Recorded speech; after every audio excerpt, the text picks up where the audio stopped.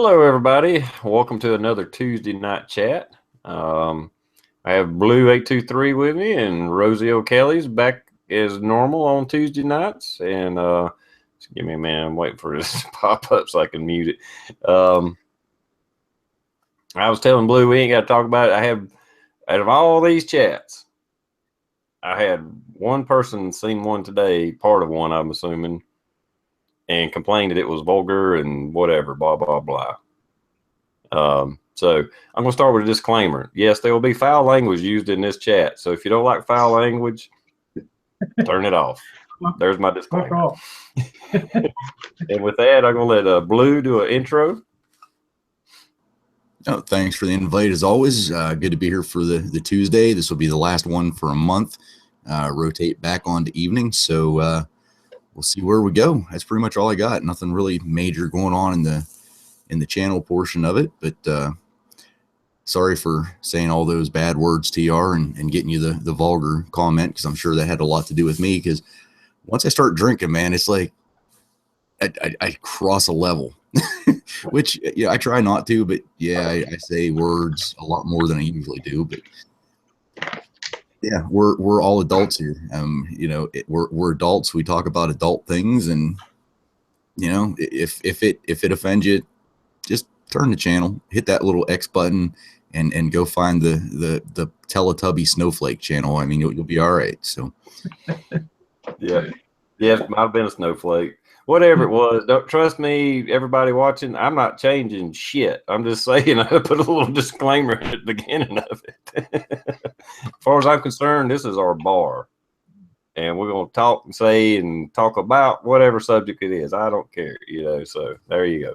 Anyhow, with that being said, and that's out of the way, I may never even say that again, but Rosie O'Kelly, would you like to do an intro? And yeah, hi, everybody. Glad to be here. And this is my excuse for my misbehavior, the pride of Kentucky here for Rose's bourbon. So if I F-bombed anybody out there, I'm really, really sorry tonight. I'm so sorry. Anyway, I'm going to sit that over there, and I'm glad to be back. I missed last week, and I'm going to miss Valentine's Day too, but I'm here tonight, and there's a lot of stuff going on in the world, as you know. It's been let's see, it's almost, what is it, coming up on 2 weeks? It'll be 2 weeks Friday since President Trump has taken office, and it's been slam, bam, action-packed from beginning to end, with executive orders galore, and confusion, and anticipation, and excitement, and fear, and trepidation. People in airports protesting, people glad of certain things that have happened in taking control of our immigration situation. And all of this has had a definite impact on the economic outlook and things. The last 2 weeks, if you follow the Rosie Murphy channel, I'm going to ask TR to probably add that additional link down below for Rosie Murphy, because that's the one that has the bi-weekly eco investment update there. And as you know, who have been following this for the last 2 weeks, and well, for the last couple of years following my weekly or bi-weekly things, I've been a little nervous about what's going on, because we have anticipation and reality. We have expectations and we have reality. And when Hillary Clinton lost that election, and the morning that the stock market exploded upward, it took us to an all-time high, we were filled with expectations of everything perfect in a perfect world. Well, starting this week, things have come a little bit unhinged, and I've kind of anticipated this for the last month or so, because it seemed like everything good was already being baked into the cake in anticipation of the future. And I have a few things that I've written down that I'd like to talk about that sort of elaborate that and just make you aware of where we stand. Of course, the big key, one of the big things that came this week, was the reopening of NAFTA the plan on the part of the president to reopen negotiations for NAFTA. Because as he says, and I'm not here to talk about who got screwed or who didn't, because a lot of people think the United States really got screwed by this NAFTA agreement, but he wants to reopen negotiations on that, which is the right of the United States to do that. And in addition, we've had other sort of moves towards protectionism. The deal for the Keystone Pipeline and some secondary and tertiary executive orders that had to do with supplying the equipment and the materials for that pipeline that they had to be sourced in the United States. Well, there's a change is in the wind here, and this is not business as usual. And for every action, there's going to be a reaction. We've just not seen internationally yet some of those reactions that will likely come in. So we have this push towards protectionism that I kind of hope doesn't put us back in the 1930s again, with all of these competitive tariffs that one country would do something and then the other country would fight back and put a larger tariff, and the original country that put the tariff would then raise and it just became building tariff walls all over the world, with the result that trade really ground to a halt in the 1930s, which further exacerbated the Depression. And maybe trade struggles are a hallmark of an economy that's going into lean times, okay? So that material sourcing, everything is like a zero-sum game. If I source this pipe from United States Steel's Pipe Works, then that order is not going to flow to Korea or an Indian steel manufacturing facility or a Chinese one. So the supply lines are going to be rejigged here, and that's going to cause some issues. So this leaves tremendous uncertainty. What's going to happen with NAFTA? What's going to happen with the Pacific trade? Well, that was thrown out the window, the PTT. Let me just take a second and refresh, okay? I'm breaking here. Give me 1 second.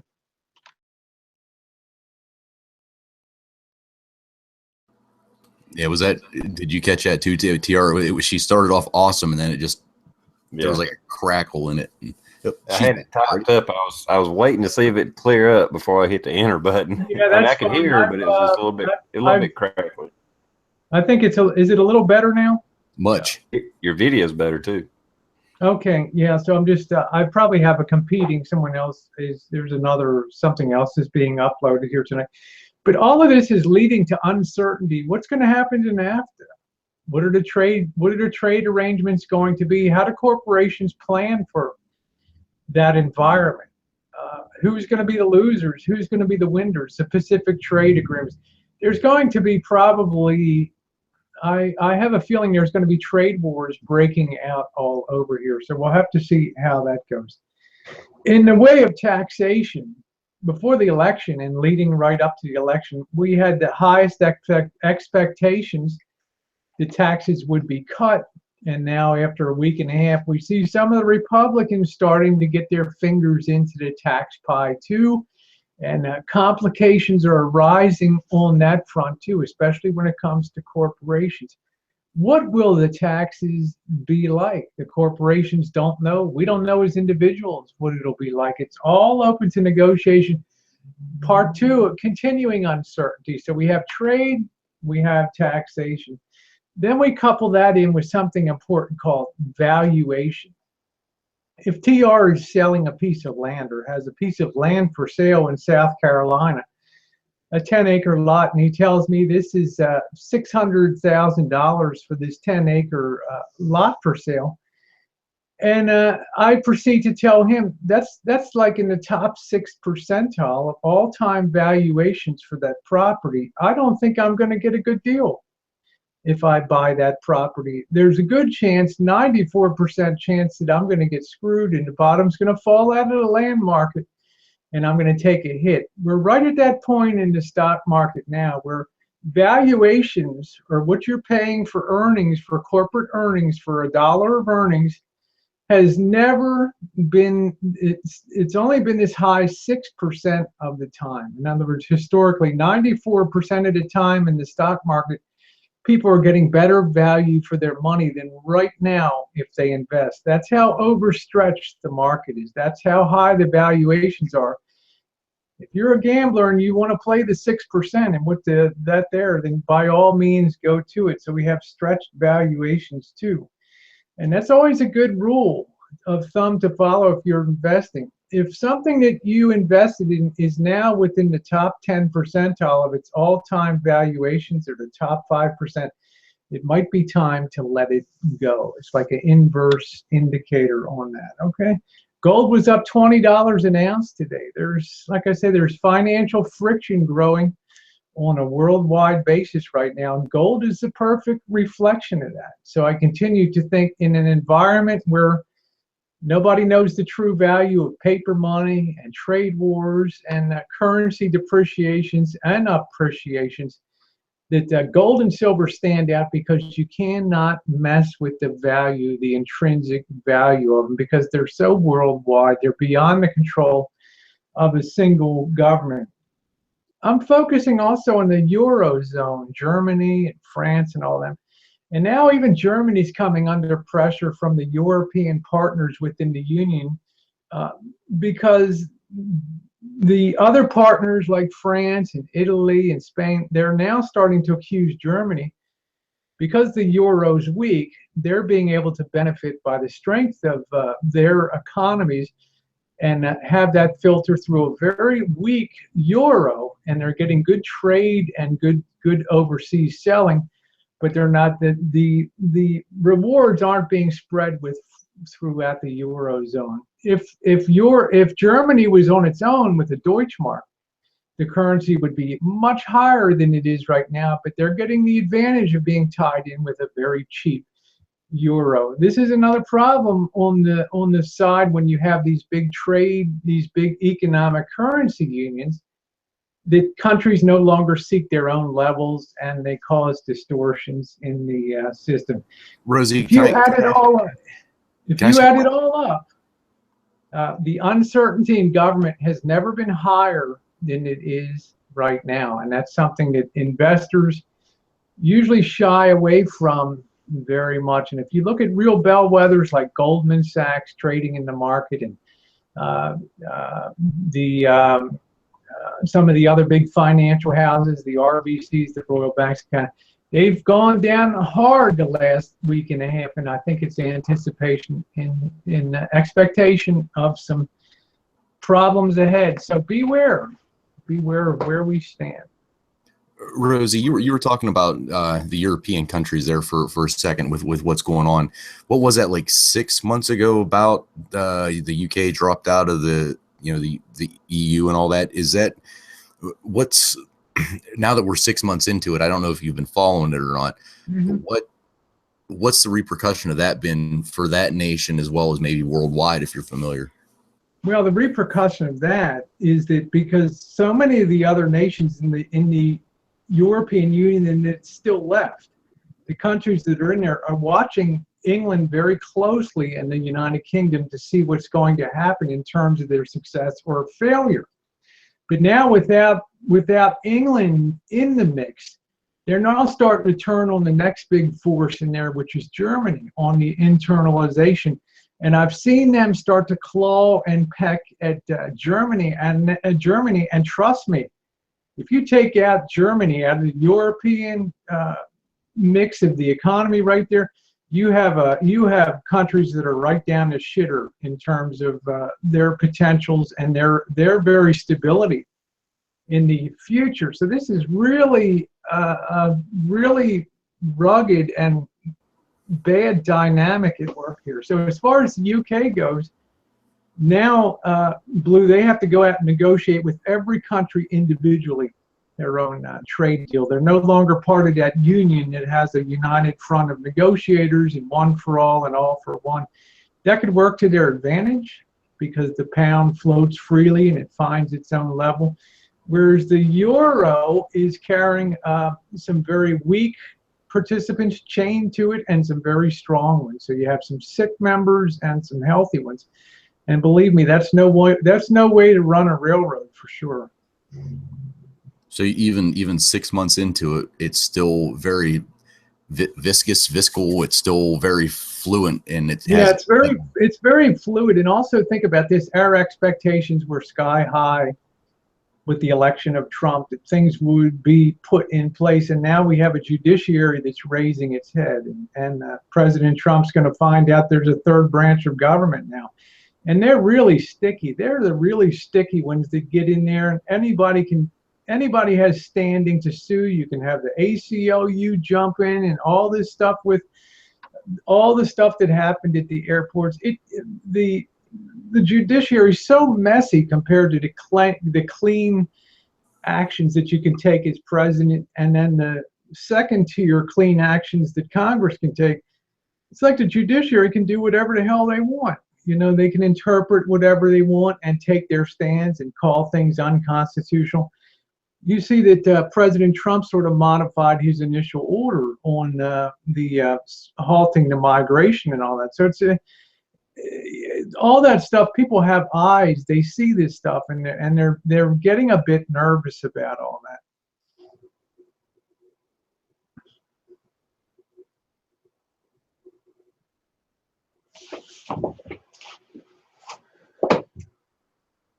So keep buying silver and gold. Oh, that's what I wanted to ask. Actually, you just reminded me. Every time I get the income tax payment in, I always dip in and get a little extra silver.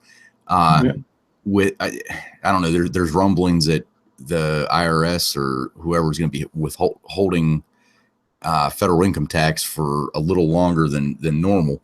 I file mine over the internet, and pretty much every year I get it back. I'm going to say 2 weeks, 3 weeks is probably pushing it for as long as it takes to get back. Have you seen anything that's actually going to push it out like months, or is it just like adding a couple days onto it?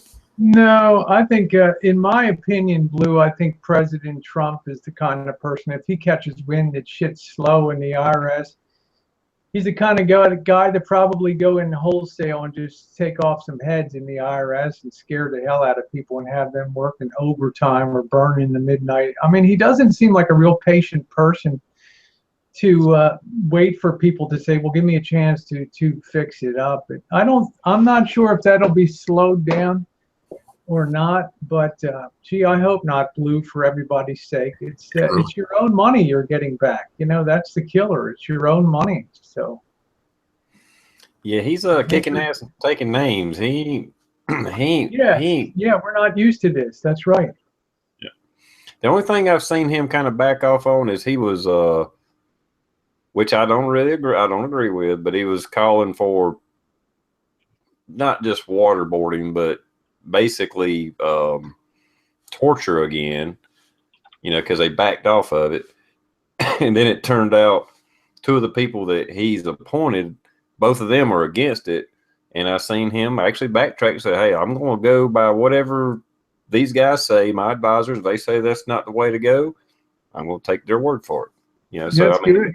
There's nothing wrong with that. It's easy to say, yeah, we got to do this, and then your experts you just hired says, nah, we don't need to do that, sir. Well, okay, that's what I hired you for. My worst fear is that, and of course, I'm a libertarian, so my candidate was an idiot in the, in the general election. I've owned that. I've admitted that. Okay, but for you that strongly backed President Trump, and there were a lot of them, enough to get him elected president. My worry is that enough edges start to get knocked off of him in small ways that maybe you guys get pissed off. Well, here we go again. There's another guy that gets into the system. He came in like a house of fire. Now we're backing off on a lot of these orders and changing and modifying. I'm not sure how, we want him to stay the way he was when he was campaigning. Stay strong, do the things, because he's going to come under tremendous attack from all these entrenched interests now. And the smart thing he's doing, he's striking early before they have a chance to really build organized opposition. He's getting these executive orders done and these type of things.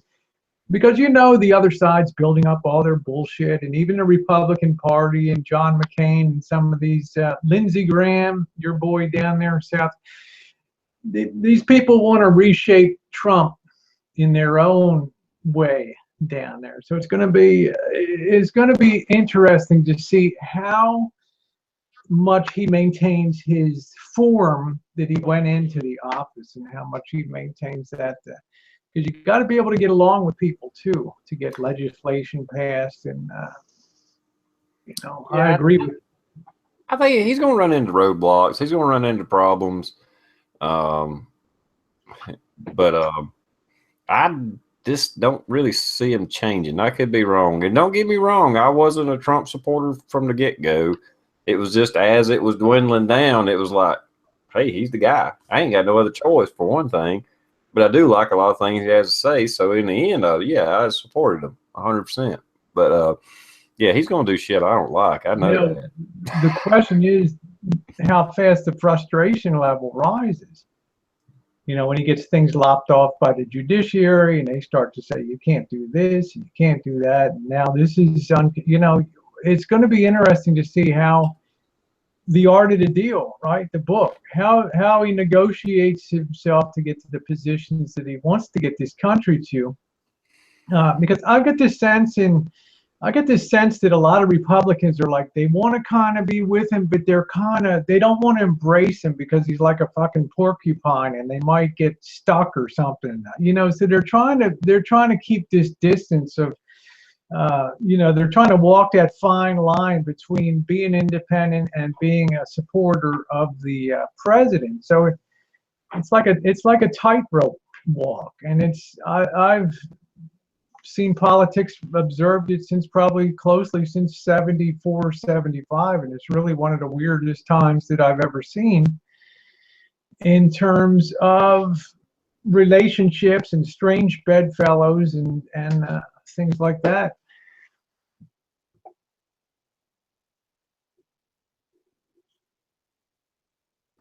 Damn it, Rosie, you go on a roll, and then once your point's done, you just stop, and it's like, damn it, I wanted it. I could talk for hours. TR's gonna just boot me off the fucking panel. So it's just I feel very strongly tonight because I wasn't here last week, and of course I'm observing everything day by day, and I'm nervous on an international front. I'm nervous on a domestic front.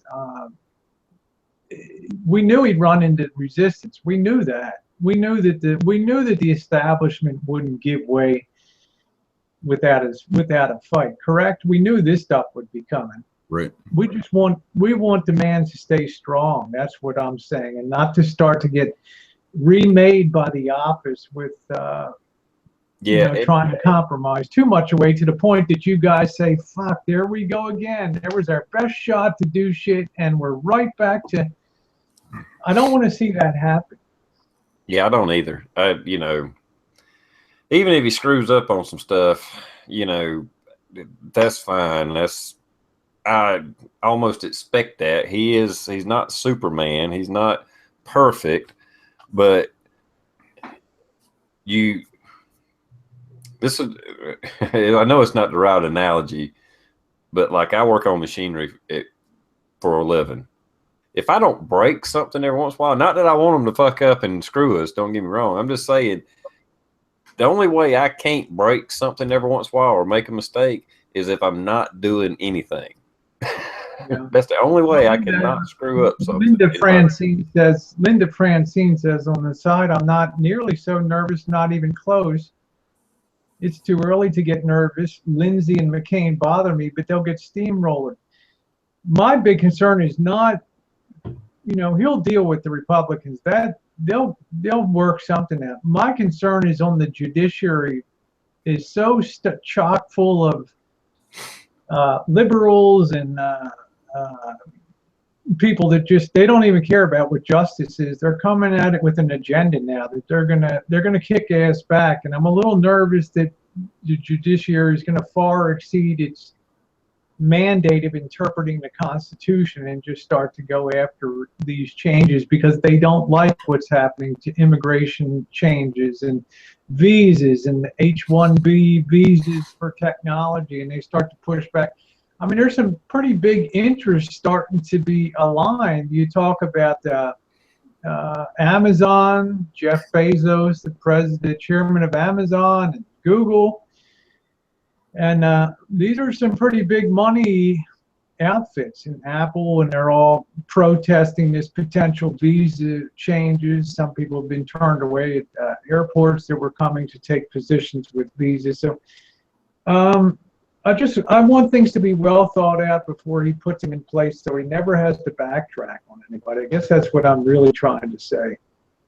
Yeah, I get you. I understand exactly what you're saying, and I'm going to be optimistic and say I think he's going to continue to steamroll. I ain't saying he's going to go at the pace he's going now for the next 4 years, but I don't see him backing off. When he wants something done, he's just going to do it. Yeah, and Jeff Bezos owns the Washington Post, so that's Amazon runs the Washington Post, so you got all these big money people, and then they get this liberal bent to them, and it's always easy to be real liberal with money and shit when times are good, but when times tough up, then it all dries up. So, that's my thought with people like that. But I don't want to see Trump take a step backwards. I guess that's what I'm saying. I want to see him stay strong, and I think the forces are going to try to push him back like a water cannon trained on him. Yeah, they're trying. These freaking protests are,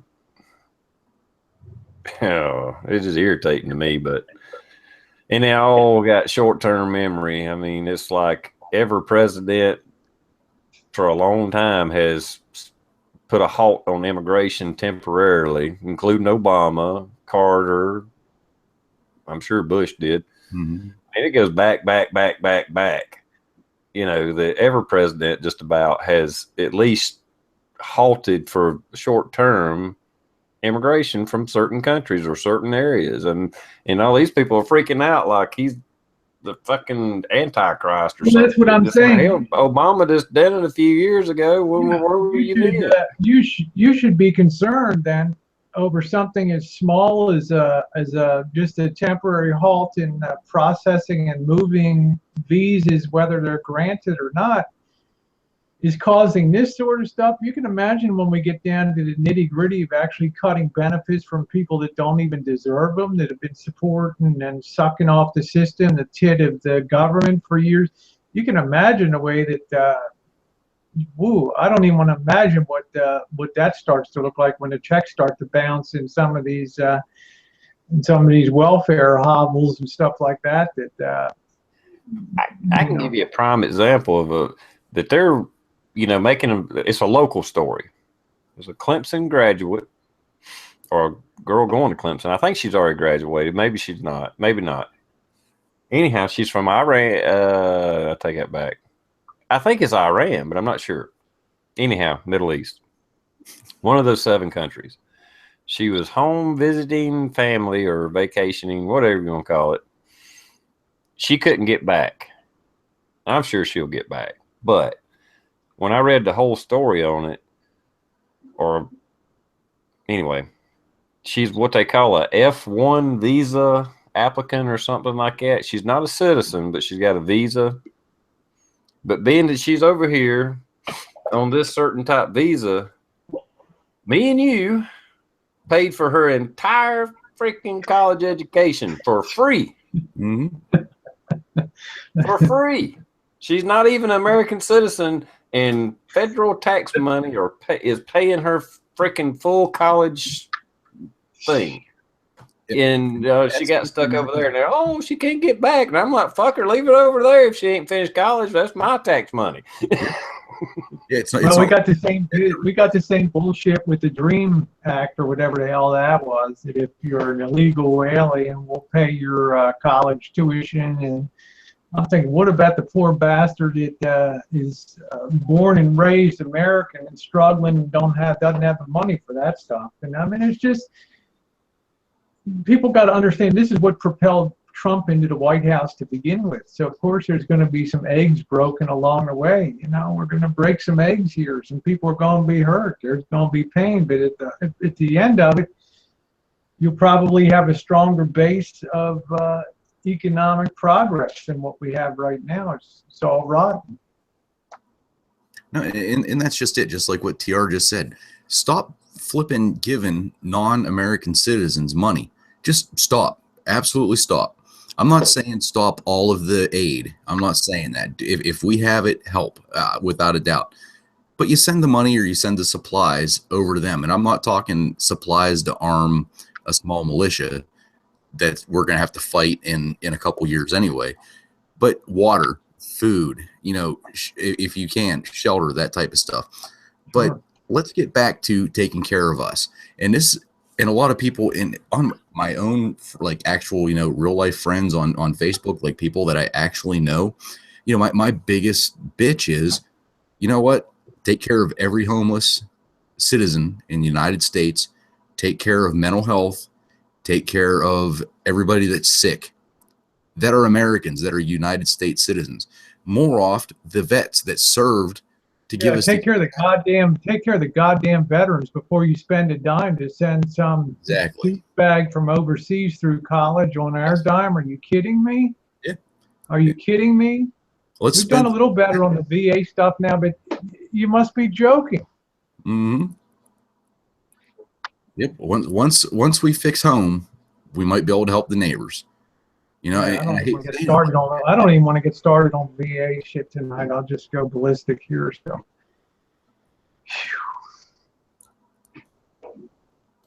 yeah, there's so many things that screwed up, and it's not so much that it would make or break our economy. Stuff like what I was just talking about, that college education thing. It's just wasted money. You know, take that money, like you say. Take all that, whatever that is, however millions or billions that is they do for that.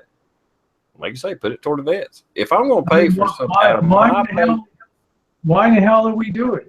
Because we got all these academia that think it's a great thing to kiss people's ass around the world and nation build and be a pal, you know, and wow, it's great. You sent our people to college, and now we're all giving you the finger behind our protest signs and lighting your flag on fire and shit in the streets. I mean, it's ridiculous. Yeah.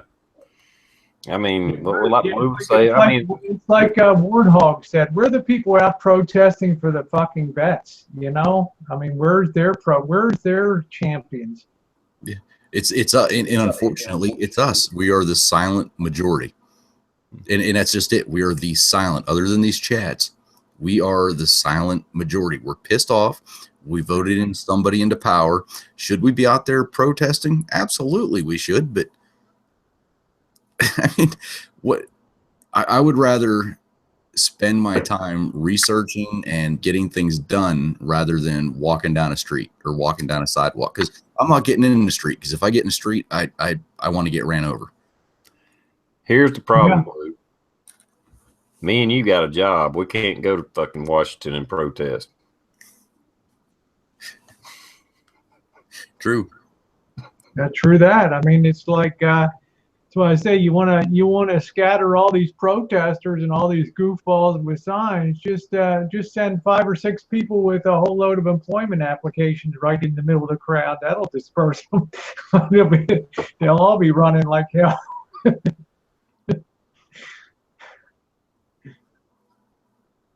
It just, I mean, in the job that I'm in, and this is like TR used his analogy with fixing machines. If you don't break something, that means you ain't fucking doing something. I agree with that. That's 100% accurate. With the national security and or the national, immigration shit in my job, if I don't do it right and I end up hurt or I end up doing something wrong, there's a ton of other people getting hurt. So we got to do it at home on our front lines first, make sure we're protected. Because the only way we can do our job right is make sure we're protected before we go out on the front line. I mean, it's just, God. Well, don't think we don't worry about you every week, Blue. Oh, I'm good. Yeah, well, you're all good until you're not good, you know. Right. And, And it goes just like that. yeah. Always a concern, especially these days. There's so many unstable people out there. It's just, that's what would be unnerving to me about being a police officer. Just the number of people that are so high, they don't know what the hell they're doing, and so whacked and mentally used to be institutionalized, and now they're on the streets. Mm-hmm. I know I'm going to take some shit for this, but this is an actual question that I didn't bring up. The wife actually said something about this, and I actually kind of agree. I'm sure you guys both remember back in the day where there was, I don't want to say mental hospitals, but well, they were. I mean, they did lobotomies, they did this, they did that, poor farms, that type of stuff. The people that had major issues, they kind of, you know, families gave up their children. You know, it just happened. And what year did all that stuff start happening where, no, we're not doing that anymore, you have to release these people? It was probably the mid 70s that started, where we started towards deinstitutionalizing people, and it was thought it's better to mainstream. Mainstream was the big word in the 70s, mainstreaming people. Yeah. And then, you know, you mainstream all these people, and because they live together for, you know, 10, 15 years, they go out into society together. They go out and spawn children. I'm not, you know, I'm walking. You're amongst friends, Blue. You know, I'm walking a line here, but damn, you guys see what I'm saying? Oh shit! I know you guys see what I'm saying. I know exactly. I'm not pulling the trigger on this one. Because if you follow enough bloodlines back to your relatives, grandparents, great grandparents, God only knows what you might find. And I mean, it's, you know. Well, as Bill Clinton used to say, Blue, I feel your pain. Yeah, the mid 70s, when all that deinstitutionalization, Linda said, it started around New York City. It was an idea, I think, it came out of NYU, New York University, and their school of poverty and law, and then the National Center for Poverty and Law, and a lot of that stuff.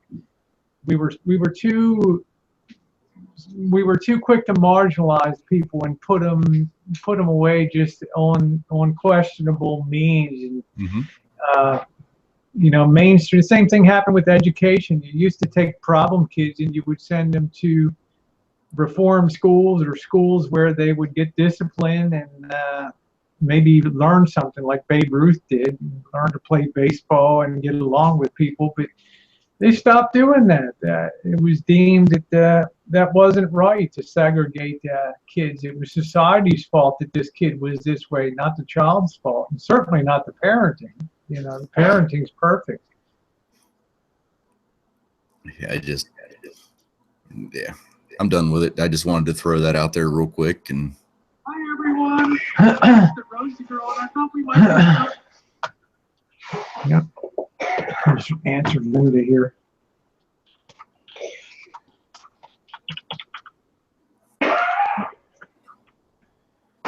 All right.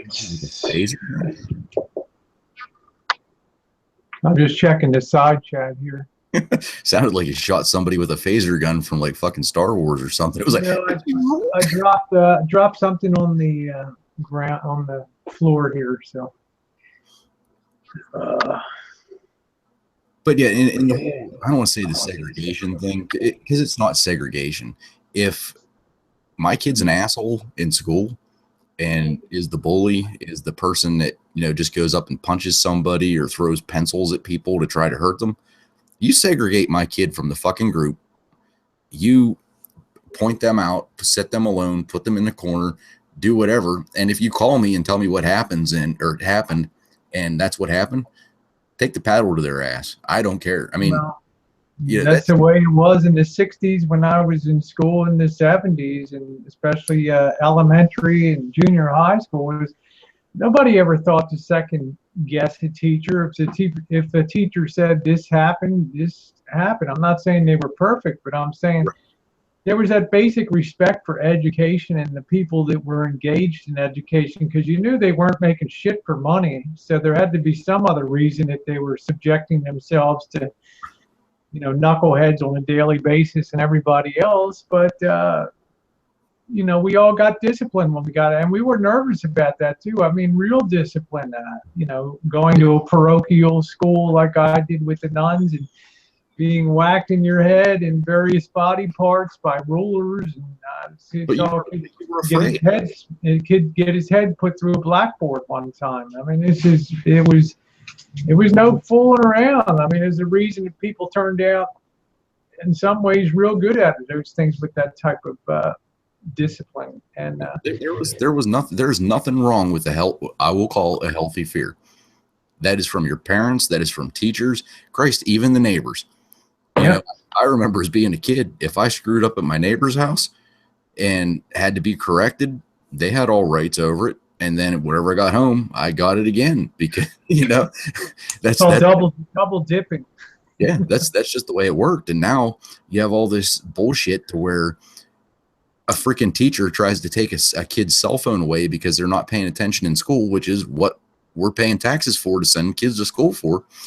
And the kid freaking jumps up and starts pounding on the teacher with no repercussion. Oh, it was the teacher's fault because he tried to take his cell phone away. You know what? You're there to fucking learn, not to play Minecraft or whatever the hell you play on a cell phone. It's just, that irritates me. And then these idiots that get away with this go through college, and now they're out on the streets wearing vagina suits. And I mean, it's just say what? Exactly. How did we go from not listening to a teacher to vagina suit? Hey. Oh shit, that's priceless. Well, I graduated in 1986. They were still paddling in high school when I graduated. Mm-hmm. I think they stopped maybe in the late 80s, early 90s.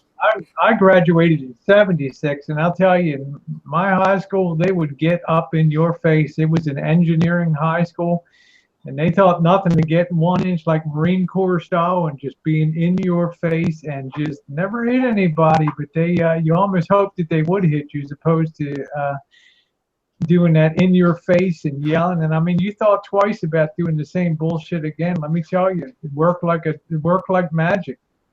Mm-hmm. And you didn't go home and whine to mommy and daddy either, because they'd kick your ass too when they heard about it. Yeah. And it's almost, and I'm going to throw this in there as my law enforcement ticket here, but you know, back in the day, I mean, this was even before I started, so we're talking 17 years ago now. You know, there was nothing for a group of young teenagers to be out in a corner drinking beer, doing this, doing that, and the cop walking the beat would go by and quote unquote confiscate the beer so that he could drink it after he got off shift. And basically, you know, tell the kids, you know, the ones that are open, dump out, and your asses better run home. And if any of those kids lipped off, bam, I mean, they got a freaking straight shot to the mouth. So I've been told. That was before my time. Yeah. You know, and that worked. I mean, it seriously was a community policing. And now, so look at where we stand today, where everybody in authority second guessed, and that's the normal course of things. So let me call my lawyer. That's what I was just about ready to say. You know, if I got to run after you, there's an ass whooping coming with it at the end. And I say that very loosely. It will be justified. However, there's an ass whooping coming at the end, because once you start running, you're running for a reason. And you're turned away from. I'm not going to shoot you in the back. I mean, that's fucking stupid, and that's idiots taking things too far.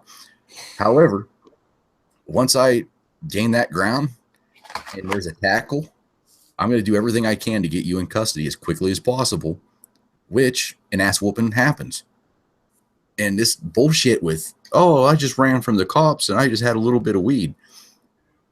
My weed theory is different than most other. Well, you know, Blue, I guess if we go back to a root cause, if we really wanted to go back to a root cause, and I really believe this, when we had the Bretton Woods Agreement and we started to have floating currencies and we started to lose our sense of what's a yardstick of value internationally and things like that, we were running on the fact that we weren't destroyed in World War II and we still had our manufacturing base. We were in good shape. But then when we got into the 50s and 60s and it got more competitive and inflation started to kick in and all of a sudden we had to compete with the world, then all of a sudden you started to put women into the workforce in major growing numbers. And I think that's when a lot of the, when you could dependably always sort of have a parent at home. And I think that's about the time in the 60s to early 70s where that started to change and we started to have latchkey kids and we started to have after school programs and, daycares. And to me, that's when a lot of that began. And a lot of that can be traced to the economics of the time and the changing in the world that we now needed 2 workers per family to maintain the same standard of living. That was far different than the 1950s. So what you're saying, Rosie, is that women should be barefoot and pregnant in the kitchen? Well, no, I'm just saying, but it wasn't because women wanted to work. It was already proved in World War II that they could work, in World War I, and they could work well and work very efficiently. Well, what I'm saying, it now became a matter of necessity for them to get into the workforce because of inflation and the debasing of the currency that occurred in the 70s. Now, all of a sudden, we had to have 2 people that went into the workforce to maintain the same standard of living. And I really believe that took a toll on families and raising children in that period. Kids left alone too much time, not under their own direct supervision. And the whole generations have been raised now further and further apart from the realities of having what I call what we would have called a traditional rearing and coming up as kids. Mm-hmm. Yeah, well, I mean, the way it is today, and I don't have kids, I'm just, from what I see, whatever, the parents are having to let the schools raise the kid. The schools have went, just total freaking liberal crap where we let the government federal government get way too involved into our schools, which should have never happened. I mean, it's just a domino effect of different things. This has been going on for a little while. This isn't something that happened overnight, but it's been a slow moving train and seems like it's picking up speed. And now we got all these little snowflakes that they don't even know why they're protesting. They're just pitching a fucking temper tantrum because the media said that this is bad, whatever it is. It's just crazy. And endorsing it. Our government's been endorsing this crap. These riots. Our government has been endorsing the riots, basically. But that's all changing now.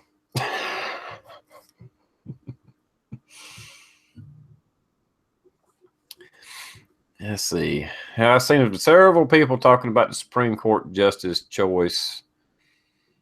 Like I said, from what I seen today, I had to work today, so I didn't get to see the news broadcast about it and all that.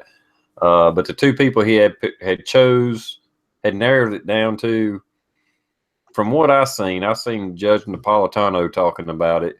Either one, it was a coin flip. You could have picked either one and they're going to be fine. So now what the Democrats do as far as opposing him, we'll wait and see. But I know they do have a kind of a back door. No matter what the Democrats do, they can get around it. And if I'm not mistaken, the Democrats are the ones that put that in place. So yeah, they'll have their only. There's their own creation. Exactly. Mm-hmm.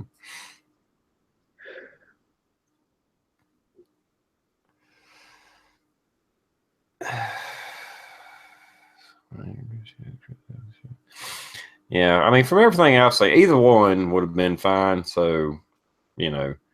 I don't have an opinion either way, bad or good. I mean, both of them seem to be good. One of them, from what I've seen from Judge Napolitano, one of them was maybe a little bit more strict constitutional kind of guy, but either one of them's fine.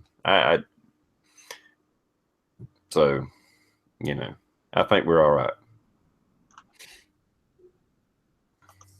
That's just from what little I know of it. That's just the way I'm seeing it. Both of them going to be pro-gun, pro-First Amendment, Second Amendment. You know, I think the one that they chose, me and Blue was talking about a little bit beforehand. I'll butcher his name, but the one that died, Scalia, whatever. Antonin Scalia, yeah. Scalia. The guy that he chose, Scalia, was kind of like his mentor. So just to give you a little idea, a little background on that.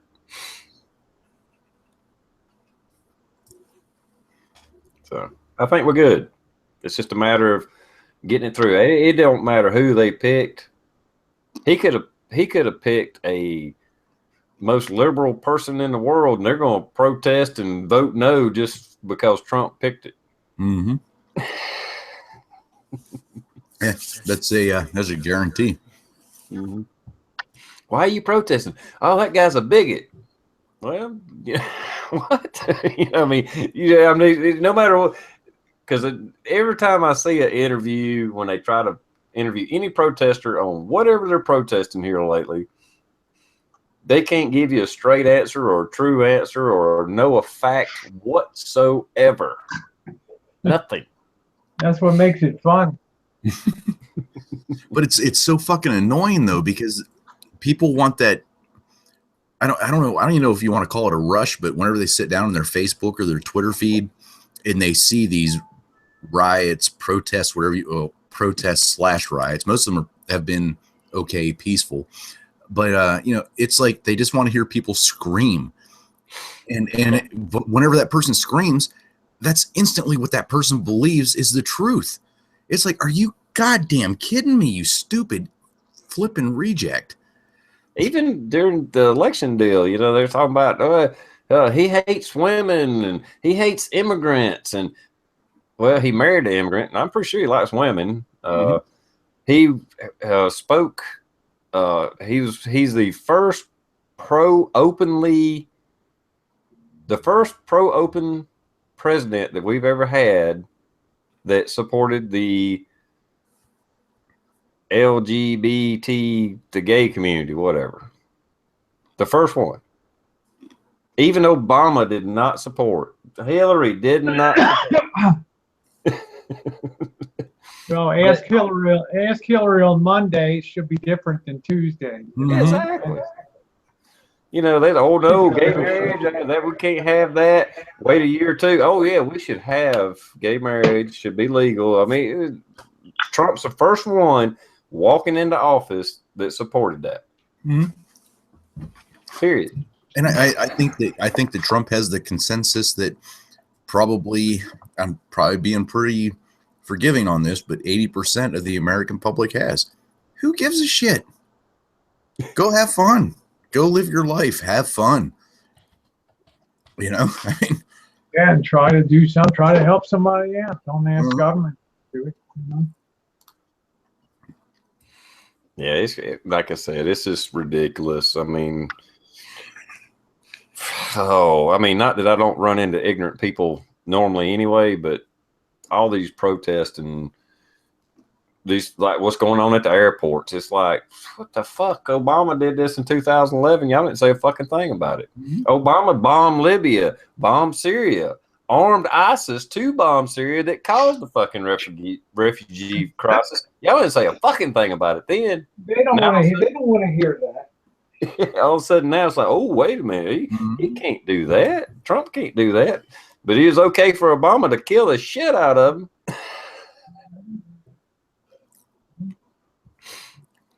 So I guess the reasoning would be, so you're saying we can nuke Syria, we just can't allow refugees. That's okay, but we could kill the hell out of them. We can kill them by the millions. It don't matter. I mean, That's what they're saying.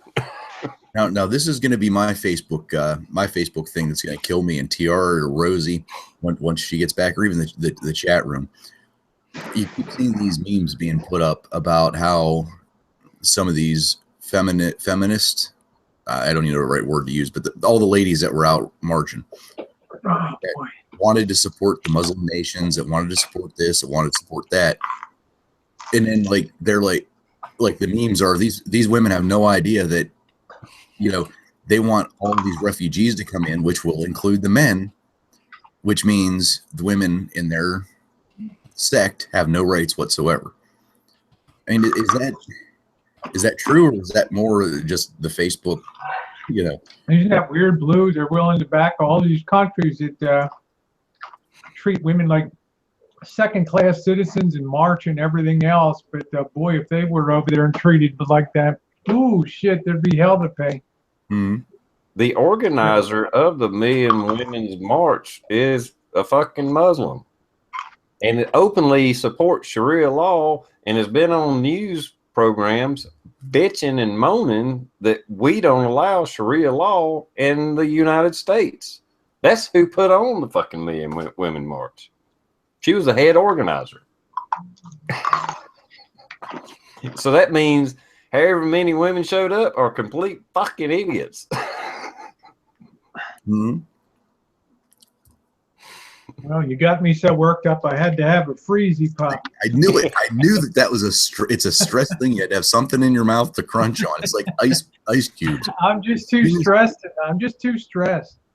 As soon as you grabbed that, I was like, that's memories there.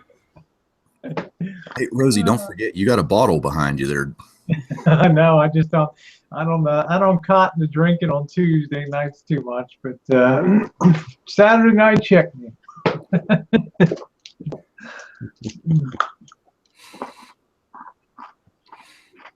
Yeah, yeah, like Linda capsulized. This is one of the mysteries of the cosmos. Why modern femlibs are so cozy with Islam? Exactly. What's the big attraction? It runs counter to every principle that you believe in, and yet you go out there and hold up signs and support it. It's like, two competing, you'll take one and you'll forget the other one. I mean, it's just ridiculous. It's stupid. It's so stupid. I've shared some of them memes, and I know it's just a meme, but it's still the fact, like a picture of a march, and they got a rainbow flag, and feminists for Islam, crush Islamophobia, blah blah blah. And the headline would be like, gays for Islam. The bottom of the picture, it shows them throwing the son of a bitch over a building. Muslim for gays, or some shit like that. It's like the penalty for being gay in Islam is death. Yep. There is nothing. That's it. Yes, and it's not a quick death. It's not like any death for that is wrong. But I mean, Christ, they fucking burn you alive. They decapitate you. They throw you off of fucking buildings. Yeah. Stone you to death. Whip you to death. Bring on people into the U.S. Let's go. Fuck off. And they have no common sense at all. That's right, Mindy. No common sense at all, Mindy. Sorry, TR. I'm getting you bad ratings because I'm using the F-bomb. Yeah, fuck them. Facts is facts. Well, literally, somebody on my Facebook is very, I don't want to say they're crude. They just post what the fuck they want when they want. And I don't know what this woman's crime was, but it was over in one of those, Muslim nations. And the police were standing around as one dude with a big fucking sword wrapped her head in whatever, and he fucking bam, fucking decapitated her. And the police fucking were standing around because that's okay there. And I'm like, what the fuck? You shoot that. I mean, it's like Indiana Jones, that fucking guy comes out with the fucking swords doing all that shit, and you kind of stand there and smile, and I was just like, what the fuck? And that stuff. Take that bastard out. Yep. That stuff that's Sharia law. Man. And even the Muslims in America, at one time I would try to half-ass defend. Well, I probably did defend, trying to say they're not all bad, but I'm over that now.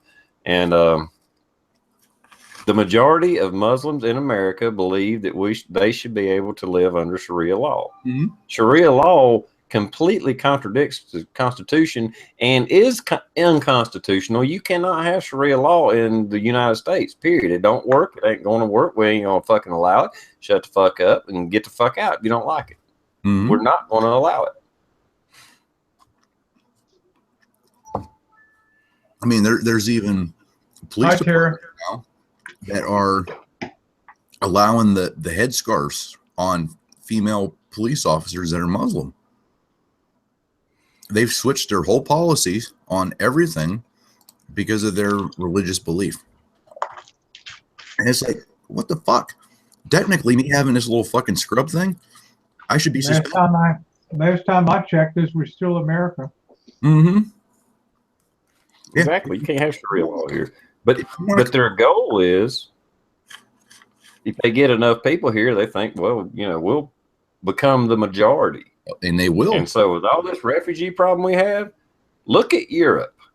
Look up France. Go dig around for videos on the violence and shit that's going on in France. Yeah. Around Paris and all that. And then tell me that's what you want here? Mm-hmm. Fuck you. They call those no-go zones. Yeah, exactly.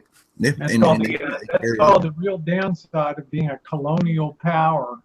That's the real downside of that. You have all those people from Commonwealth countries have the right to come in and be there. And woo.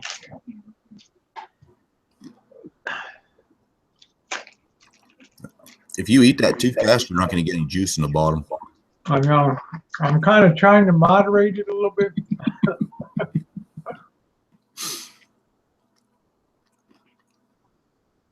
3 kids, we keep those in stock all summer long.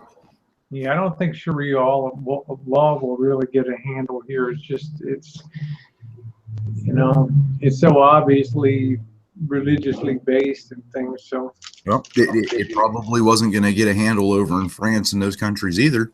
But now the fucking police won't even go into those areas because they can't. As soon as they hit that border, it is an all-out fucking war. And they got to retreat, and they're being such pussies about it because they want to give them their rights in their little area. Fuck that. Yeah, I'd say then the French are weak.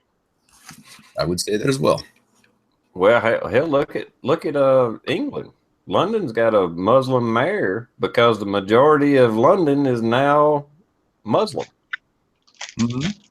Prime example. I ain't saying it would fly here, but that's the goal. That's when I heard today or yesterday that, there was a big protest in England about Trump's immigration laws. I'm like, well, fuck, the majority of people in London are Muslim. I guess they are raising hell. That's, they're like, hey, we got to do this shit over there. Yeah. Yeah. Trump is not welcome in England or something like that. I saw that too. I'm sure he's going to lose sleep over it. Yeah. Well, I was talking to a guy today at work, and we was talking about all this, and I was like, look, I don't care if there is 1 million people. Let's say 2 million people. Hell, it might be more than that are just totally want to disrupt the entire United States. They don't like Trump, and they want to protest until he's gone. There's 300 and something other million of us here that might say, I don't give a shit what you think. The way I look at it, the majority is not on their side. It looks big, and the media makes it look like it's a big deal. And there should be protests for things that's, should be protest about. But a couple 100,000 people out of 330 million people, or 300 and whatever we got in there, it's over 300 million people in America. If 100,000 people protest, if they got legitimate claims, okay, listen to them. But if they're just bitching and whining and pitching a temper tantrum because they just want to, well, you just go ahead, do your thing. I don't give a shit. I don't want to hear it, Whatever. Yeah, pixie sticks. There you go, Chris. Wonder if they still make pixie sticks. Oh yeah, they do. Wow. Mm-hmm. They might not call them that anymore, but yeah, there's still the straws. You peel it off, and It's probably not politically correct to call something a pixie anymore.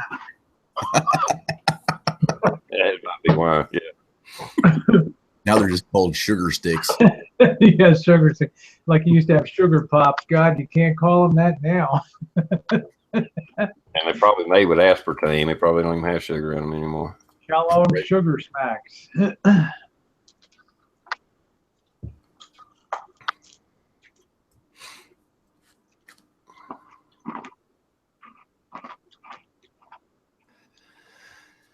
Let's see what we're talking about now. People want us to have a party instead of being serious. It's like we try it, and then we get fucking crucified for being bigots. And that was just one comment. I don't really worry about it too, but yeah, you should have been on Sunday night's chat, Rosie. I tried to make the entire theme of the chat about lingerie, and the question was fishnets or the one-line stockings with the garter belts, and all that. What's your answer, Rosie? Yeah, you were breaking up there, Blue. No, I said what's your answer, fishnet or the one line? Oh, fishnet, of course. It's about time somebody agreed with me.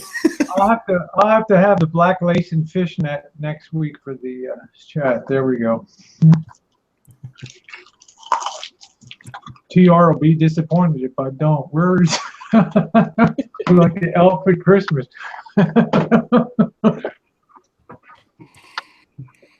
Yeah, but I was like, they're talking about like the literal stockings, and as soon as they said fishnet versus one line, all I could see was that full fishnet suit with certain areas missing out of it, and I was just like, fishnet. Like, nobody else agreed with me the entire night, and I was like, wow, really? That would be a different kind of hangout that night. Oh, that was I'll tell you, we had a good time, and it kept getting serious. It did. Every time we tried to, just kind of keep it light, it kept getting serious. And then TR, he let it go for, 20 minutes or so. And then he just slammed the hammer down. He'd come back with like, oh God, I can't even remember some of the questions. He's like, all right, Blue, what do you think about, like, I can't even tell, but it was some sexual something or other. And it was like, okay, well, I'll take this. And everybody started, and then we got loose, we loosened up again, but it didn't matter. We were trying to have a great night talking, just kind of bullshitting, and we couldn't do it. Couldn't fucking do it. Hey, Parlos. Oh yeah, he did say fishnet, and he even named the different colors he likes if it's on different shades of skin. He was pretty detailed.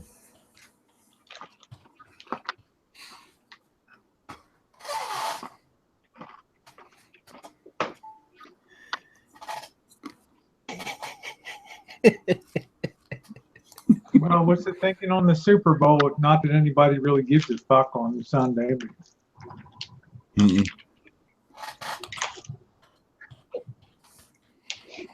There's some funny comments out there. Anyway, going to be another one for the Patriots?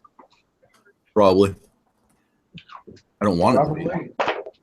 I really, really don't want it to be, but.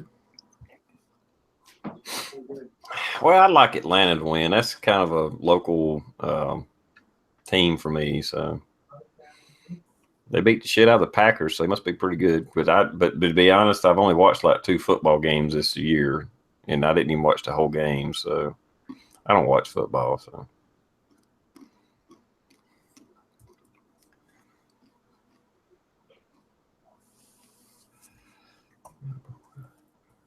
here he comes.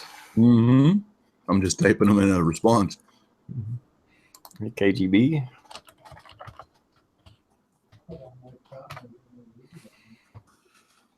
And we got 68 people watching. That's because we were I don't want to say hitting it hard, but that was pretty downright our opinion. We don't give a shit what people think other than me. I kind of calmed down where I wanted to go with some of those, but everybody knew what I meant.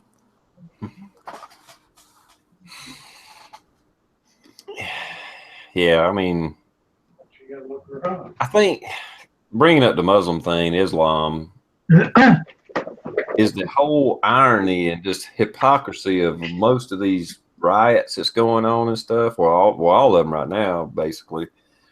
It just blows my freaking mind. These people, it's just like, Jesus, y'all ain't got a freaking clue, do you? But you won't change. This has got to happen, and you don't have a clue about what you're protesting about. Mm-hmm. Now, there's always some reporters that they just have like internet channels, and they go out during these and they like ask the people the questions. Well, Obama had I don't remember what it was, of 2011. What are your feelings on that with how he wanted to treat refugees? I would love for somebody just to ask that question, leave it at that, and ask these, because they'd be like, that was the greatest thing ever, and Obama was such a caring president, and he did. What's going to happen, because nobody has. And to be honest, I had no idea what the hell it was up until I saw it, and I got to check this out to make sure it's real. Yeah, Trump did a 90-day freeze or halt or slow down. Obama did a 6-month halt on Iraq refugees. Mm-hmm. Yeah. But it's that group mob mentality. Mm-hmm. Even though you don't fucking agree with what's going on, or you might not even have a fucking clue what's going on, if you're going to go, you have a chance to be a YouTube superstar because of one video you make. Let's rock and roll. Plus, you got Soros over there paying you $25,000 or not $25,000, $2,500 to, make an ass of yourself. Yep, Jimmy Carter did a halt as well. Yep, he did it on Iran, if I'm not mistaken. Yeah, you know what? And let's see who put it out there. Frank, the Social Justice Warrior Act is getting old quick. I'm not sure that they're afraid that their rise to power is being threatened. Might be part of the reason they're raising so much hell, like, because they know that the majority of America don't want to hear their shit no more. And it's like now they've gone just all super butthurt, like trying to keep it going. And by the next 4 years, I mean, I ain't saying they can't continue on, but people are going to get tired of hearing it. Your voice is not going to be heard anymore. Pretty soon, probably. And I wonder, with the next elections coming up, I wonder how many nobodies are going to come out of the fucking closet. And this is what we need, what we want. And those nobodies might just get voted in, and make that change to where you cannot be. That's the biggest change that needs to happen. You cannot be a quote unquote lifelong politician. Some of these fucking people I'm seeing, they're 80 years old and they've held a position for 46. It's like, what the fuck? You got to be shitting me. That is where the problem is. You don't stay in a position for 46 years and nobody knows your goddamn name unless you just vote the way they want you to. Yeah. I just hope that a lot of nobodies show up for. I'm hoping that Trump will continue on, just like we were talking about earlier in the chat, that he's making positive strides toward real change, head us in the right direction. I ain't saying he's going to fix the freaking country. I mean, I'm not that freaking naive, because it just can't be done overnight. And with our economics, which we talk about on these Tuesdays, shit's going to fall eventually. I mean, I'm not, it's just going to happen. But anyway, I'm hoping things can go this direction to where we do get more, just like we won the House and the Senate, just so we can keep gaining momentum that way. And just because we won on November 8th don't mean in 2 years your ass better be at the voting booth, because if these social justice warriors keep their shit up, they're going to go in droves to the damn voting polls trying to get their way. That's not going to get Trump out, but and I don't think that many Republican seats are going to be up in 2 years, but it don't matter. Stupid You shit have to- again, Occupy Wall Street and all that bullshit. Yeah, all that. They're going to come out in droves to vote, especially how close that election was. It really wasn't.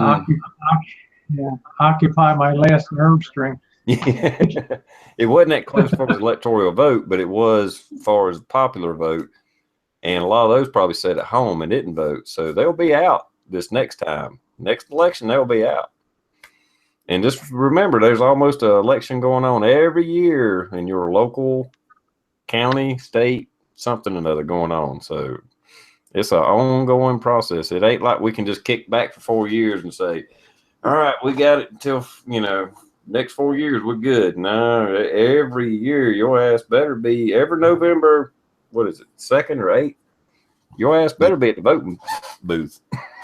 And that's just like, even all the, quote unquote major newscasts for this whole, political season, everybody was predicting Hillary Clinton to win by a landslide, Hillary Clinton to win by this, Hillary Clinton to win by this. If you don't think that them puffing up their candidate didn't help the shit out of us, I guarantee you, whenever the polls were down to like their last 20, 30 minutes and people were like, oh shit, our state's losing, we got to get to the polls now. And it was too late because they couldn't make it.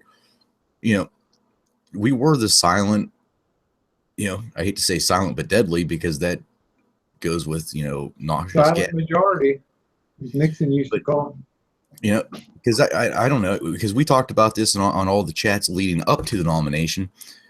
If people called me for a fucking, hi, this is whoever from the voting committee, who do you plan on voting for this? I would be like, well, there's 2 adults in this house and we're both voting for Hillary, and I'd hang up. I'm not voting for fucking Hillary, but that's what I fucking told them. How many people either did something like that or just completely ignored it? Yeah. And the people that were on the Clinton train, oh, I'm voting for Hillary, I'm voting for Hillary. So of course all the polls were. Mm-hmm. Or there's, I'm voting for Hillary, I'm voting for Hillary, right? Well, even when they did, if they did online polls, well, who's watching CNN? Who's watching MSNBC? Right. Well, it's hard to poll people because they're not calling on cell phones and stuff. Yeah. So that's the way where people are these days. So yeah, exactly. It's very hard to take a poll that's accurate. I didn't think Hillary would be a blowout. I thought that she would win, that Trump would have to run a perfect campaign, and he did. He ran the table. He had to run it perfectly. He did. It got run perfectly. So, like I say, Ohio and Pennsylvania were the real nail in Hillary's coffin, those 2 states.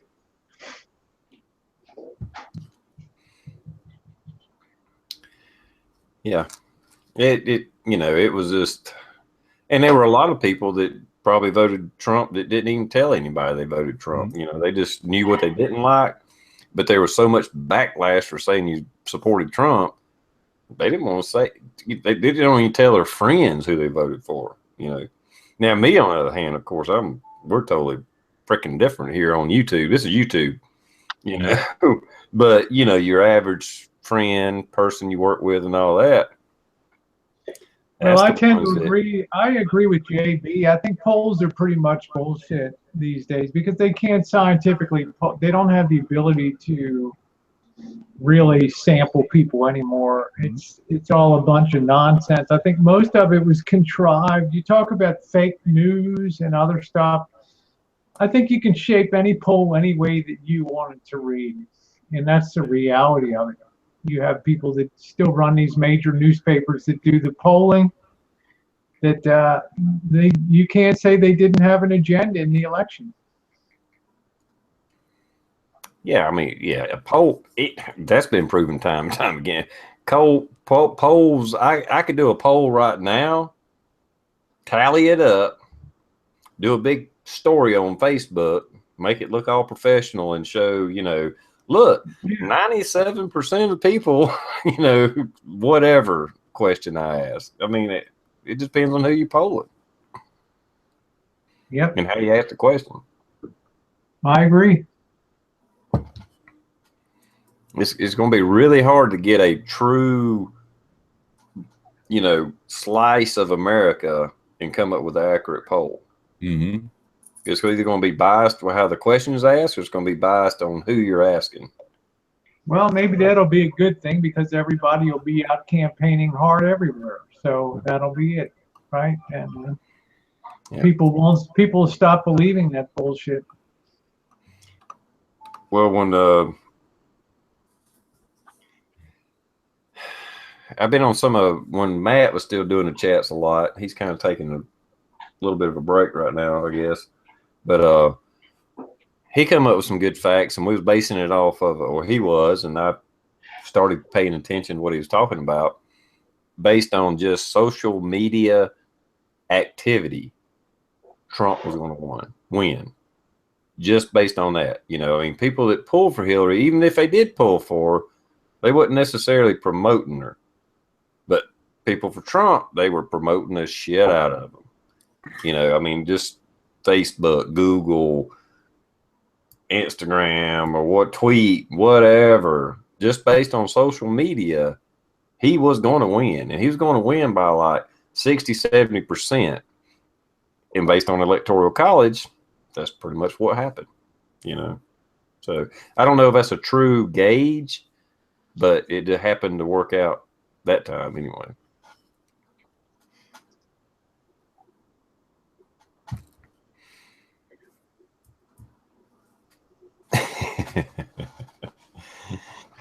Yeah, there you go, JB.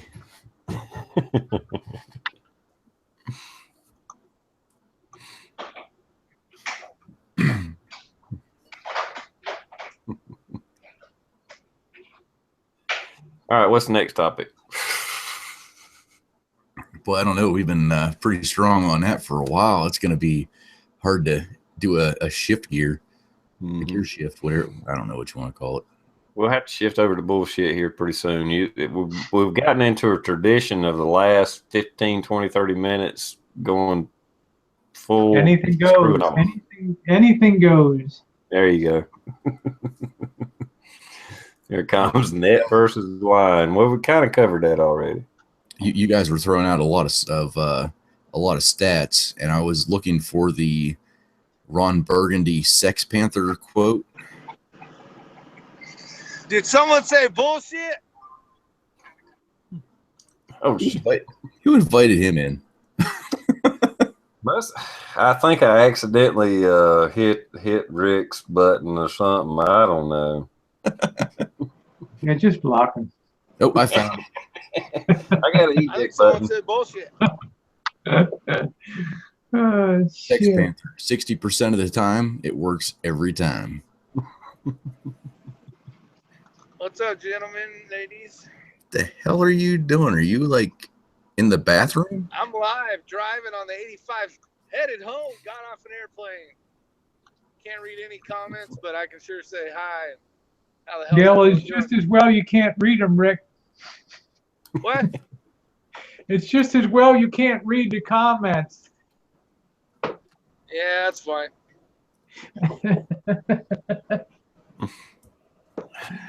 I've been blocking people all night. Oh yeah. You said it was bullshit time, so I figured out that's my middle name. So, ta-da! You want to know what's funny? You're driving, and it's quieter in your car than usually in your house. Yeah, that's for real. I mean, damn, you're right. right. I got the window open. I mean, I hear nothing. My truck started. That would have been bad. I'd have to call TR. He would have said, "I'll pick you up after the chat." Yeah, be like, wait 30 minutes and then I'll be on my way. That's all right. I would have been entertained the whole time. See, no, that's what you need to do when you're in the airplane. When this shit goes on, pay the $400 for the data collection package and go live on the airplane. Oh man, that would be one boring ass video. Well, but you'd have earbuds in and you'd be talking to us with what we usually talk about. Fucking people around you'd be going fucking completely ballistic. Now, if you guys would have been on my last 2 trips, I could have made $1 million on YouTube. They were the worst 2 trips ever. What happened? Well, the one going to work this last week was so we were 4 hours delayed because of the weather, and then some asshat in the back of the plane. I didn't even hear even a bit about it, but two guys were holding this guy down, so we had to do an emergency landing in Phoenix, Arizona after we were already almost to San Diego. So everybody was pissed about that, besides being a total of 5 hours late. But yeah, it was as soon as that plane thing touched that airplane where the door would open, 6 police officers showed up, grabbed that guy and threw him out the back. And then we took off. But that was crazy. Southwest gave me $100 voucher though, which I would have much rather been home, but $100 is $100, so that was cool. Now, did the pilot or whatever say we have to make an emergency landing, or it's just an unscheduled landing, or? Yeah, he said due to, what did he say? Due to something in the back. I can't remember what the terminology was that he said. The asshole in the back? Yeah, the asshole in the back, basically. And that's when all of us towards the front started looking like, what's going on back there? Is when we even knew about it, because we didn't hear anything. You know, we didn't hear anybody rustling around. There was one stewardess, no, that's not what they call them anymore, flight attendant, that had gone up front, was talking with the one that works up front. You could tell she was kind of frustrated, a lot of hand gestures about something, but we couldn't hear her, so we didn't know what was going on. But yeah, that was an exciting trip. I've flown twice in my life, never again, unless I absolutely have to. Wow. Well, this flight was actually really easy and nice, but the last two before this one was a freaking wreck. 3 canceled flights and all sorts of stuff. I'm sure some of you guys saw that video, but yeah, it was a nightmare. Did you guys get an inch of snow on the runways down there? No, they closed that shit down like TR says on his videos. I had to drive from Georgia to South Carolina, and then when I got to the airport to pick up my truck with the rent-a-car, there wasn't even any snow on the ground. But as soon as I went over the Saluda Pass, it was bad. I mean, it was scary bad.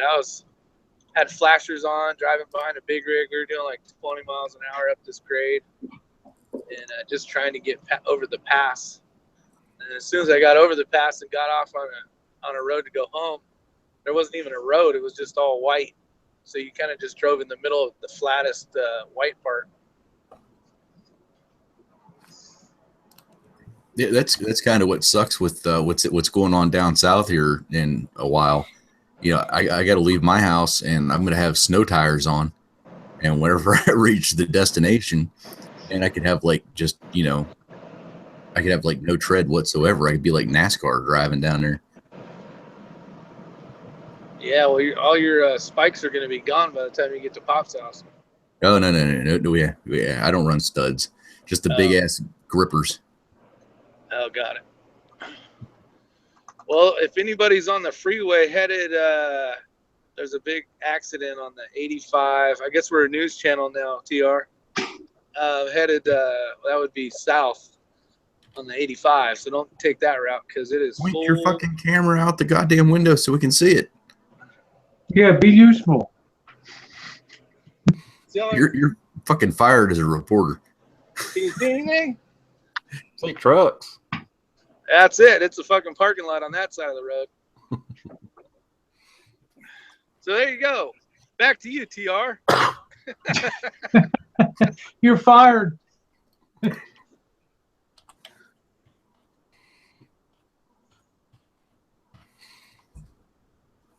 Yeah, he texted me right as I was starting, saying he was on his way home. I was like, okay.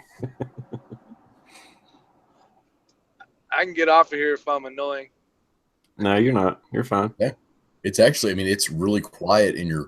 Better than usual, Rick. Yeah, the audio is really good quality. I don't know what's going on in the chat, so I'm probably good. I don't know, I guess. That's what I say. It's good you don't know right now. Yeah.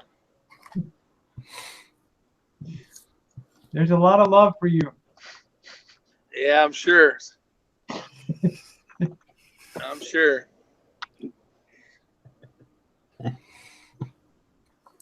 Hmm. Let's see what else is going on in the world. I don't know. We covered the main shit, I guess. Yeah, we were pretty thorough. Did you guys talk about guns at all? Hopefully, at least for 5 minutes. Not really. No. Wow. We're all giving up our guns. Well, you're gonna have to, Rosie. Oh, that's something we can talk about. It seems like there's a big push for California to secede from the union. Yeah, we shall I know see. that ain't going nowhere, but We ain't going anywhere. Bunch of idiots. I don't see that working out too well for California. mm-mm.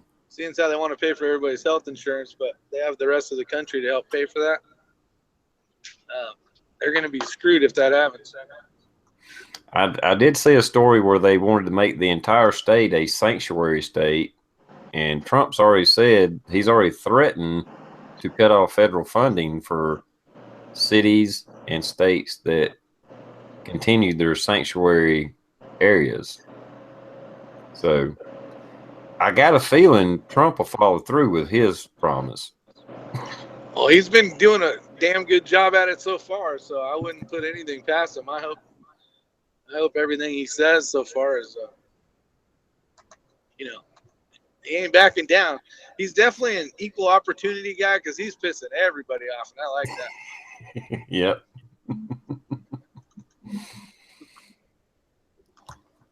Yeah, I think even California threatened to cut off, which I've talked about, if a state really wanted to secede, you cut off the federal money you're taking out of people's checks.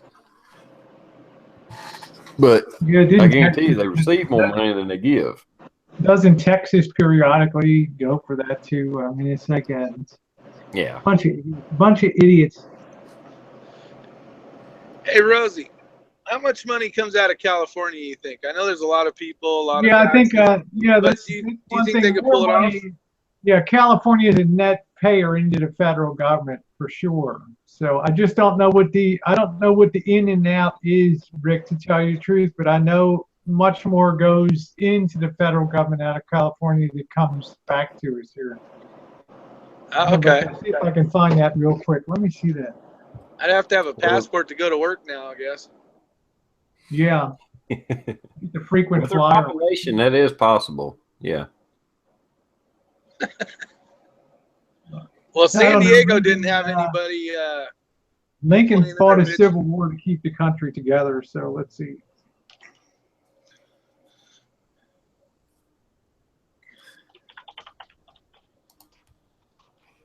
I don't know if San Diego has an international section where they can fly out of, but we didn't see any protesters or any of that crap when I was coming in. We even mounted the big old bumper in the front just in case, Didn't even get to use it. Damn. I know. What pissed me off. Iowa, I think it was Iowa, was proposing, or at least somebody, one of the senators or something, was proposing a bill to make it okay to run over protesters if they block the road. I don't know if anybody's seen that. I saw it, but I don't remember what state it was. I want to say it was Iowa. I could be wrong, but I want to say that's one it was. Because it gets into a thing where, and I'd really be honest with you, I think it should be that way. I mean, because I've seen videos where they block the traffic and then start going up to the people in the cars and threatening to rip them out of their cars and beat their ass. It's like, well, you don't give the driver a choice but to blow through your ass. I'm not going to sit here while you block the road and then let you pull me out of my car and beat me up or kill me. What the fuck is that? I mean, that's not going to happen. Of course, as soon as they block the road to me, this is what they would see in their windshield. Get the fuck out of my way. You can take a gun or you can take the bumper. I don't give a shit, but one of the two is going to happen. Oh, you probably didn't see that, Rick. But anyhow, I was pointing a gun at the camera. Oh, no, I got to drive. This is probably Yeah. even legal in North Carolina. Well, I'm guessing in South Carolina, you might be able to do this. Yeah. Yeah, as soon as I got stopped by a damn roadblock, damn BLM or whoever the fuck it was, there'd be a gun pulled out because, I mean, they've already done it. They've pulled people out of their fucking cars and beat the shit out of them, stole their cars and blah, blah, blah. That's not going to happen to me. I'm not going to be a victim. I agree with you. I agree too.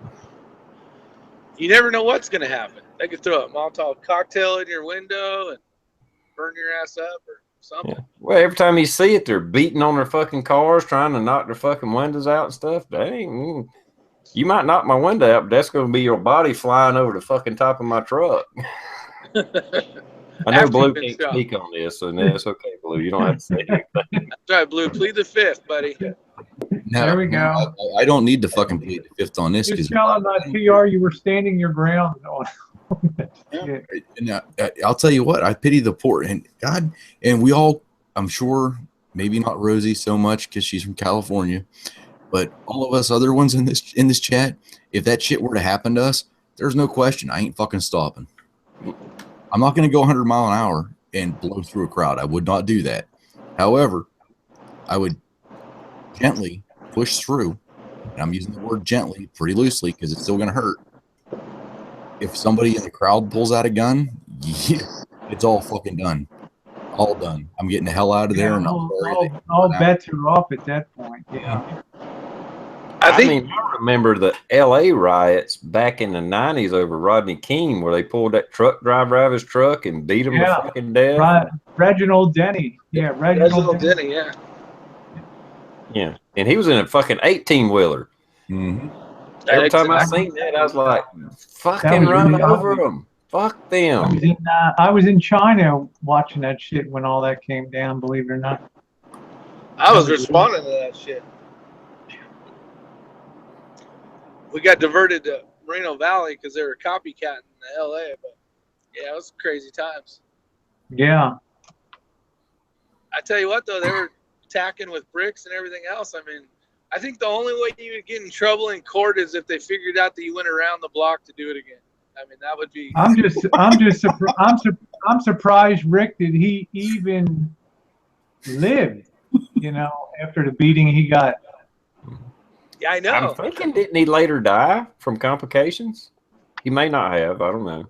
I don't know. I don't remember now. I'd have to look that up. I think he lived, actually, but I don't know if he died. I know he lived through it, but I'm thinking he died like in a hospital or something like that. But I could be wrong on that. It don't matter. And the only store that didn't get the only stores that didn't get looted was which ones? Do y'all remember? Yeah, the ones that were covered with guns. Yeah. I don't remember if it was Koreans or what, but there was a lot of Asian. Koreatown got taken out. I mean, Koreatown was destroyed in LA. I remember seeing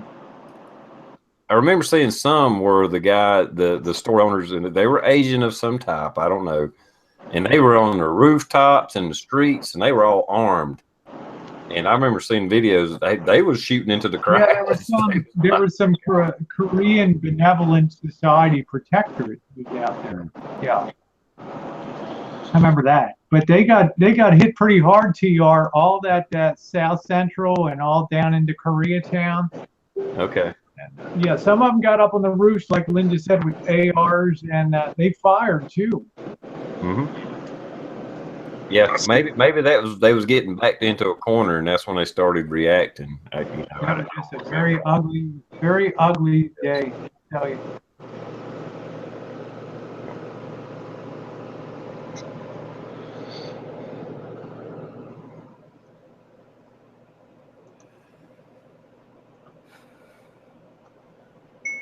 But anyway, that stuff happened, and yeah, but these idiots trying to block highways and interstates.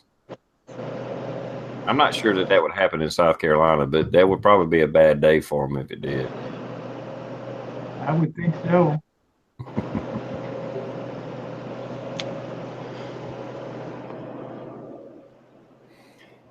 I'm sure some of y'all have seen some of the videos that's being posted on Facebook where they put together clips where people are driving through the crowds, you know. Yeah. With songs like "Let the Bodies Hit the Floor." Yeah. I hadn't seen a lot of sympathy comments on that. Everybody seems to be all thumbs up.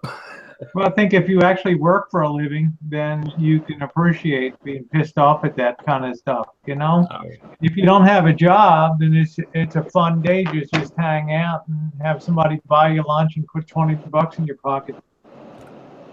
Yeah, exactly. All right, well, I'm going to jump out. Just wanted to say hi to everybody. And then okay, man. I'll be listening on my phone. So you guys take care. Be safe. Have a good Yeah, night. be safe, Rick. Thank you. You guys See you later, too. man. Bye, everybody. Later. Let's hang this shit up, man. You didn't turn it off yet. Oh crap. But yeah, I'm gonna get going. I gotta do some stuff online that just popped up, and then I gotta get to work tomorrow, so I gotta go to bed. But All right. this extra 15 minutes is about all I need. So thanks for the chat. Yeah, I gotta get going too, because we gotta get up early. We gotta go down to UCSF with Jen tomorrow for routine checkup. So Okay. But you're gonna end Well, it. that's a good thing I started this on time. Or close, anyway. yeah, we almost got the full 2. So Yeah, that's close enough. All right. I want to thank everybody for coming by, and I'll let Blue go ahead and do an outro. I've got nothing. Outro wise, I wish I would mix my personal life with YouTube. Something awesome just happened, which is great. I shared it in the internal. And any of you that are like actual pretty close with me, if you're interested, just PM me and I'll let you know what's going on. So, but it's pretty awesome news, and glad we had a chance to do it. So, TR, thanks for the invite. This was probably one of the better chats that I can remember for a while. I mean, we covered a lot of great topics, so it was a good time. Thanks, Rosie.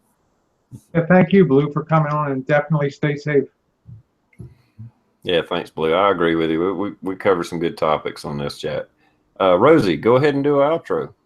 Yeah, thanks again, everyone. Just as I mentioned, I do a Saturday night chat. Sometimes it's zany, sometimes it's not. You're welcome to come by 7 p.m. on the West Coast till usually midnight or 1 a.m. in the morning. So as TR says, damn, you do some long hang. They're short compared to some people in the community, or 8 hours, 8 around the clock. But you're all welcome. Thanks, TR, for another great chat. And thank you, Side Chat. You guys are the smartest, the best, and the brightest. Well, thanks, Rosie. Thanks for coming by. I really do appreciate you coming by and sharing your knowledge with us. And everybody out there does too. So yeah, a year and a half and still going strong. So yeah, plan on keeping it up. So anyway, yeah. I guess we'll go ahead and end this. We still got a good many people out there watching, and I apologize for ending this, but you know, it is during the week, school night, and people got to go to work. People got shit to do, and we pretty much covered it, and we've kind of petered out there anyhow on subject. So we're going to go ahead and wrap this up, and I'll see you back Sunday night. Later, everybody. Night all.